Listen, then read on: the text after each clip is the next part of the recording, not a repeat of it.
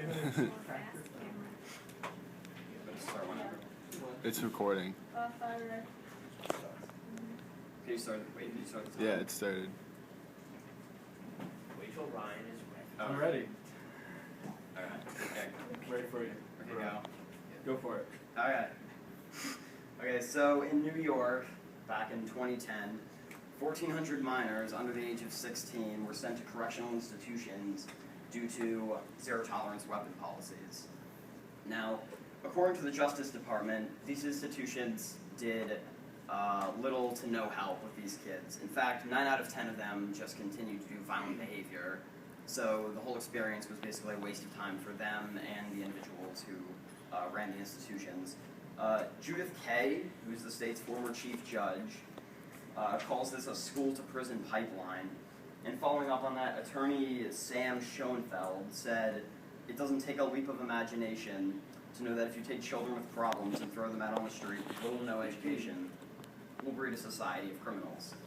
This is why these policies need reform." Now, most of the punishments don't fit the crime.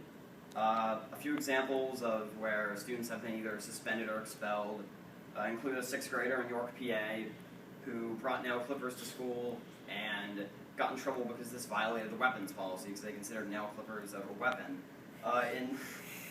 In 2nd grade, Columbus, Ohio, there was a student who got suspended because he drew a gun on a piece of paper, then he cut it out and he started pointing it at kids, and I guess the teacher thought he was enacting shooting his classmates, when that's just taken out of context.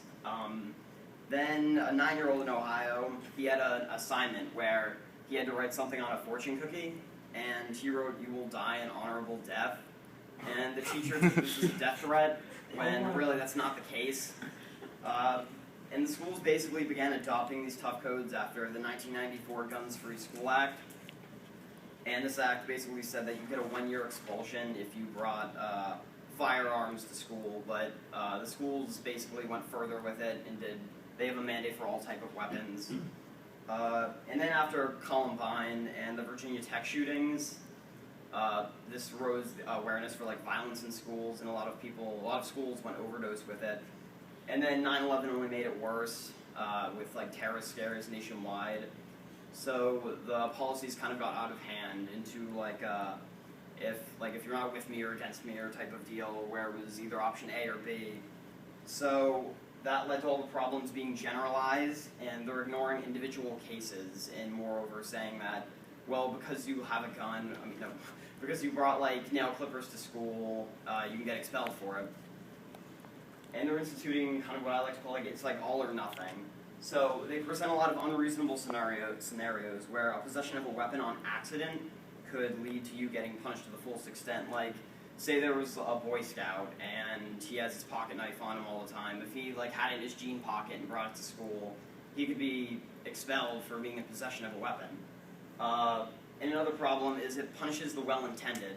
Because in Long Island, Colorado, there was a 5th grader named Sharon, and basically her mother packed her a knife to like cut her apple with when she went to eat lunch. So when she got to the lunch period, she took her lunchbox out and found there was a knife in there, and she knew that it was against the policy. So she went up to a teacher and told her that she had it, and she knew it was against the policy, so she was handing it in. But the teacher still, I guess, reported her because she was in possession of a deadly weapon. And this isn't teaching kids any lessons, because it's kind of going with you have to do it because it's policy type of idea, not why something is wrong. The Lakeview Middle School principal, Stephen Newman, he has a doctorate in education, and he just says he has to agree with anything that's policy. And while I can see this being reasonable from being a principal perspective, because you need to do your job, you need to do its policy, but it's not the best attitude to instill on young kids who are still learning. And another problem is they treat everyone the same. So whether you're 8 or 18, the rules apply the same no matter what. The American Psychological Association says that before the age of 15, adolescents display immaturity in 4 different areas. Poor resistance to peer pressure, perception of risk, future orientation, and impulse control.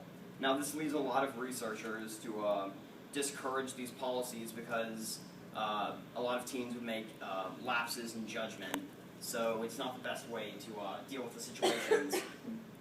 And it doesn't recognize kids with disabilities either.